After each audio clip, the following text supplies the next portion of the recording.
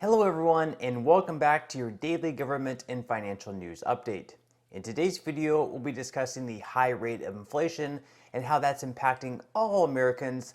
Other than that, I'll also be going over the 2023 cost of living adjustment for Social Security recipients and why it may be a pipe dream, but how Social Security beneficiaries can potentially receive a boost of over 23% in their pay.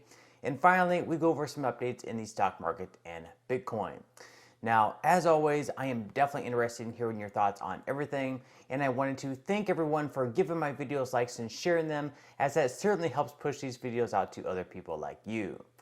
Okay, so good old inflation is a word that we just can't seem to get rid of in our vocabulary, as every single day we get a constant reminder of just how big of a nightmare it actually is. Everywhere we go, whether it's at the grocery store, the gas station, the mall to buy new clothes, your electric bill, or anything else, it's all so much higher than in years prior. Now, normally this is something that we would expect, as inflation does usually run about 2% every single year. This means that something that started the year at $1 might increase by 2 cents in the following year. While this also really shouldn't be considered a great thing, at the very least, it's sort of been accepted by society as a healthy economy, and 2% really isn't that big of a deal until compounded over 10 years, where 2% every single year ends up being 20% inflation over that time frame. Of course, what's scary is that since January 1st of 2021, if you had $1 sitting on your desk, that same $1 is now worth only 88 cents. Yes, in a period of less than 2 years, your purchasing power diminished by 12%, and by year's end will likely officially be worth even less. Not to mention, on certain items, inflation has risen even more, so your buying power on certain items has diminished even more. Now, thankfully for workers, wages have risen as well, so that makes up for some of the inflation that has taken place. Although on the negative side of things, even though wages have risen by around 5% over the last year, since inflation has jumped by over 9%, people have actually lost 4% when accounting for inflation. And for those on fixed income such as Social Security, since January of this year, they haven't seen even a raise of a single penny. When President Biden took office, he campaigned on raising Social Security benefits by $200 every single month, something he hasn't yet been able to accomplish. Of course, we still have 3 full months left before next year, so we'll give him until then to see if it'll actually ever happen. Also, this week on Thursday, Social Security beneficiaries will hopefully finally at least get some good news, since that's when inflation data for September will be released, and it'll also let us know how much of a COLA increase they'll be receiving for next year. According to most predictions, including mine, they should be getting a raise of right around 8.7%.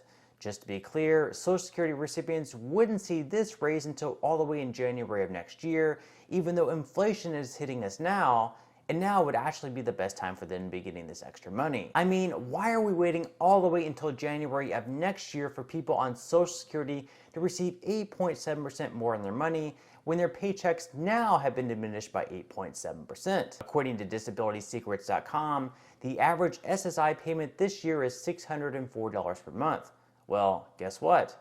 What was worth $604 on January 1st of this year is now only worth slightly over $557, all because of inflation. That's a loss of over $46 in just 9 months, and we're really going to wait all the way until January to make these adjustments. Now, the real hope for people on SSI, Ssdi, and other Social Security recipients, including retirement, is that if they do raise everyone's benefit by $200, the raise will be much more than 8.7%.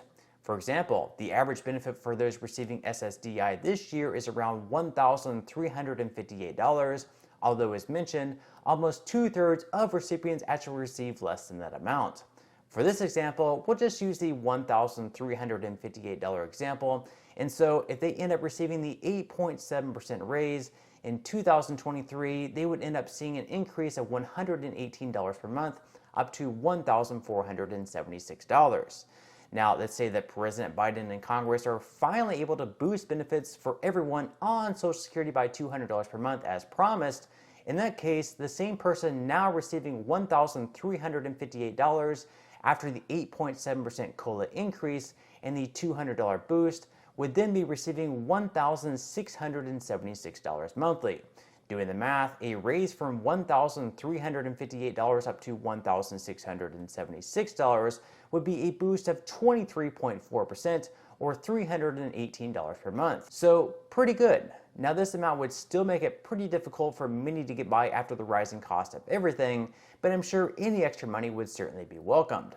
Of course, whether or not this $200 monthly boost would actually happen is hard to say.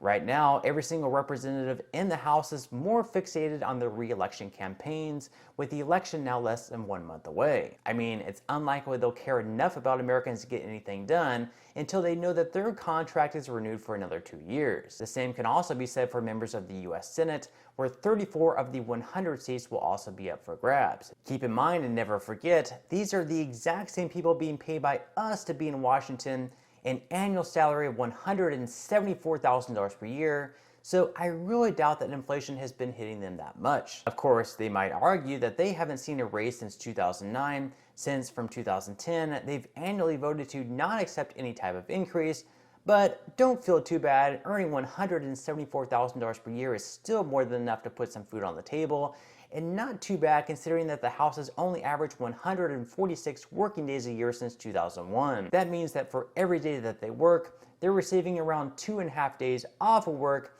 and the days that they actually work, well, it's questionable what they're even getting done. But I really don't want to sound like a broken record here, so again, on Thursday of this week, we'll know how much more Social Security recipients will get for their 2023 COLA adjustments, and hopefully by the end of this year or early on next year, we see some more progress on the bills that hope to reform Social Security. Now, in some money news, the stock market will once again open up today after an absolutely horrendous way to end the last week on Friday.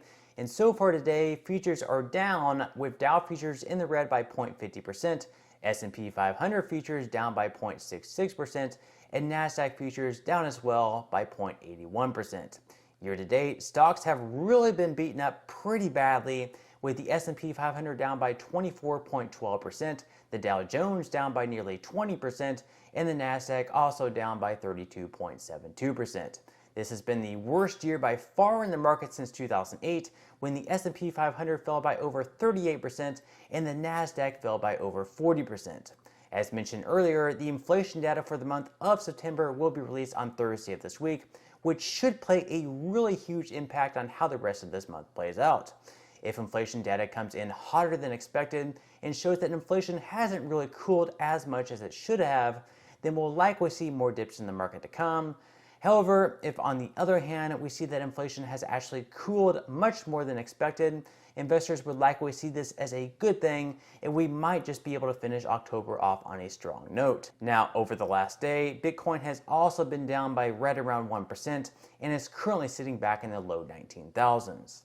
But with that said, if you would like to receive up to 12 free stocks and $5 worth of Bitcoin, in the comment section below, I will leave a link where you can receive just that from my partner in Webull. And even if you don't feel like investing at this time for whatever reason, once you receive the free stocks, what you can always do is just sell them for what they're worth and then transfer that money right back to your bank account. So in total, you should be receiving a value of at least $50 or more. Some people have actually received over $3,000 in the past. So really, you can think of this as just some free extra money with just a few minutes of work. But on that note, I'm going to go ahead and wrap up this video. If you enjoyed the content in today's video and you would like to see more like it, make sure to give this video a like, subscribe to my channel, and also ring the notification bell. That way you will be the very first to know when I do release future videos. And until next time, I hope you have a wonderful day ahead, and I'll see you in the next video.